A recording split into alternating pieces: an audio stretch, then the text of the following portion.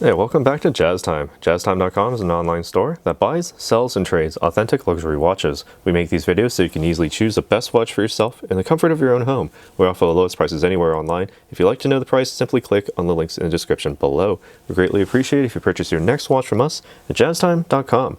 Today is a comparison video between the 216570, the older pre-2021 Rolex Explorer 2 versus the 226570, the newer model, now superseding that of the previous Rolex Explorer 2. We'll be going over basically all the things that are different here because there's not much that's different, but you'll actually see them. Right? So now just if you're just glancing at these, you're probably not going to tell. You're probably not going to notice any difference. And the differences are just the size of the case and the movement. All right. So we'll be going over those things that are different. But first, the things that are same, well, you can just see the videos for these watches on our website, jazztime.com, or right here on YouTube.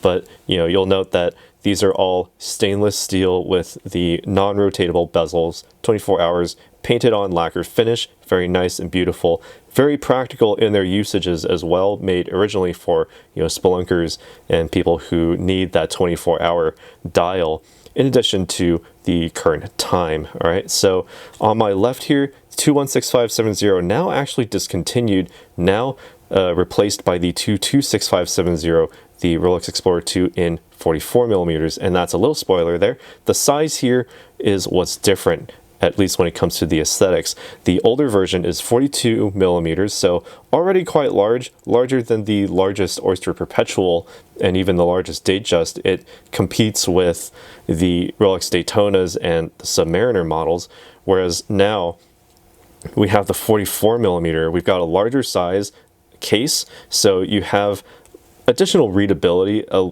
slightly larger dial, larger bezel as well, all for extra readability and just that larger wrist presence. It makes a small difference, but it is noticeable. As you can see, holding these side by side at the same height, roughly. If I'm comparing the lug, the part at which I'm holding the lug, you can see that the 226570, the larger of the two, does hang down noticeably lower here. Okay, now looking at the all the features here, they're exactly the same. You're going to have that Mercedes hands, that black hour and minute hands with the large orange 24-hour hand, goes around once each day. The functions are the same. You simply unwind the crown to the first position. This allows you to wind the watch. Second position lets you move that hour hand without affecting that second's hand, and also by extension, you can then set the date as well. It's not a quick set date, but it's still rapid setting with that hour hand. We also have the minute hand also controlling that 24-hour hand. So move that minute hand first. It also hacks the seconds, so you can then just adjust your time precisely. But moving the minute hand moves that 24-hour hand. So adjust that first, then set the minute hand precisely where you need it to go. Press the crown back in and back out one more time to adjust that hour hand, to adjust the date and the current hour. All right, so nothing too different there. All right, now when it comes to luminescence, actually, I don't think anyone has actually considered the possibility that they could be different, although I do believe that they should be the same. Now, turning out the lights here, after exposing them to quite a bit of light there, yeah, the luminescence is basically the same. The only reason why the older version is shining more is because it's, well, I did shine more light on this one earlier. Let me grab let me see if I can find my flashlight here. Maybe I don't have it anymore. Oh, there it is. Okay, so putting an even amount of light on each of these watches here. All right. Then turning out the lights. Yep, they are basically the same. The chroma-light display is still intensely bright, and with that minute hand just under that Cyclops lens, it adds extra light and readability to that dial when it's dark. And if you're going underwater or underground exploring, spelunking, cave exploring, you can certainly carry around one of these black lights and just shine on the dial for a few seconds, and it'll just shines so brightly. It's clipping my highlights. You can't even see how intensely bright these are. And with my bare eyes, they are a little dimmer, but certainly extremely easy to read. Okay, So nothing different there between these two watches. Well, what else is different? Well, they did update the movement. The older one, the 216500 on my left, is the caliber 3187.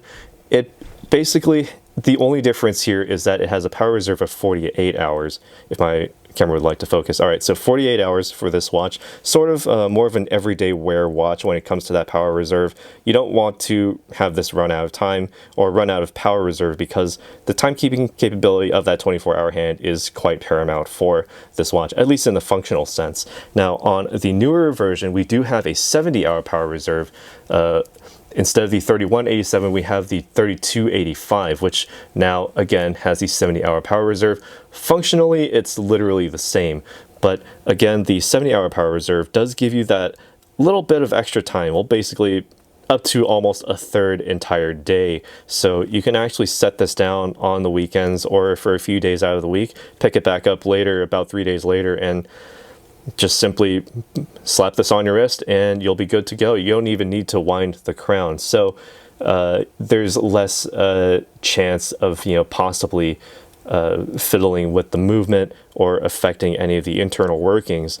Simply just wearing this will keep it wound up to the 70-hour power reserve. So impressive feat of engineering there from Rolex. And yeah, when it comes to the bracelet, they're basically the same here. All right, although the lugs do appear a little bit skinnier on the new 44 model, and that's to, help compensate for the overall case size. The lugs are slightly thinner in profile, but basically the bracelets are the same. Are they necessarily interchangeable? Not. I wouldn't really guarantee that, because, well, Rolex does have a chance. Well, they do have that penchant for, changing something slightly about this bracelet, maybe just adjusting it by 1 or even half a millimeter to make it impossible to just switch over from one bracelet to the other. Now, looking at these clasps side by side, I can actually tell that the newer model, the 226570, does look actually a little bit larger. Yeah, it is slightly larger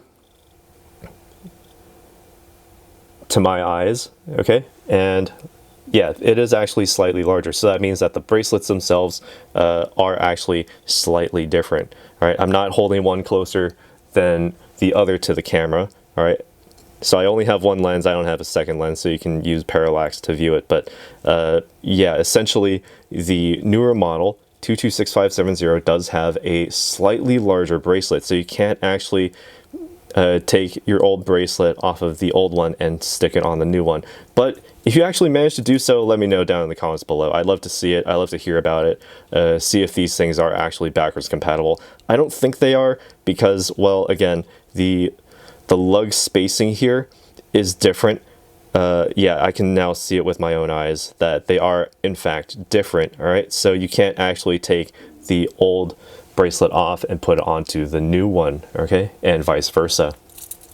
All right, so which one's for you? Well, I think that's up to you to decide which is more important. Do you want to have sort of the cost and size savings with the 42mm, or do you want the new and improved and always improved version, the 2021 model, where you have the 70-hour power reserve? You don't need to set this down for quite as long and worry about the power reserve there. It'll still be keeping track of time just fine. Actually, both of these keep track of time splendidly. If you wear them on a daily basis, you won't know the difference when it comes to the power reserve, but on your wrist, you will certainly feel the difference. All right, so trying the 42 on my wrist, again, 7 inches in circumference, 18 centimeters.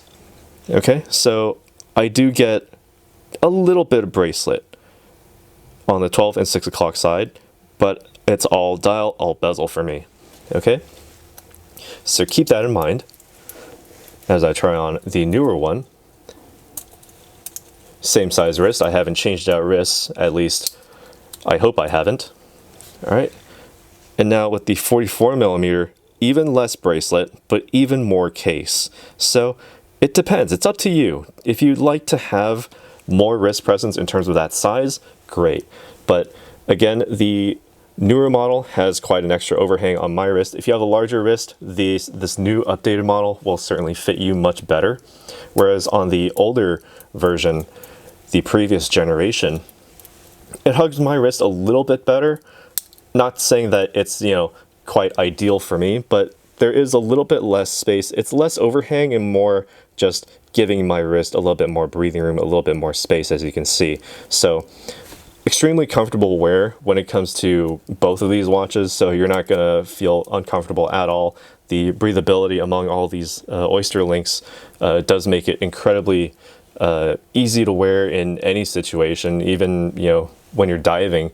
And speaking of which, you can actually take both of these down to 100 meters or 330 feet. So the water resistance rating is literally the same. Everything's the same, just the size, and therefore the bracelet and the case, and the movement on the inside. So those are basically all the differences there between the newer Rolex Explorer 2 and the older Rolex Explorer 2. So if you learned anything from this video, let us know down in the comments below.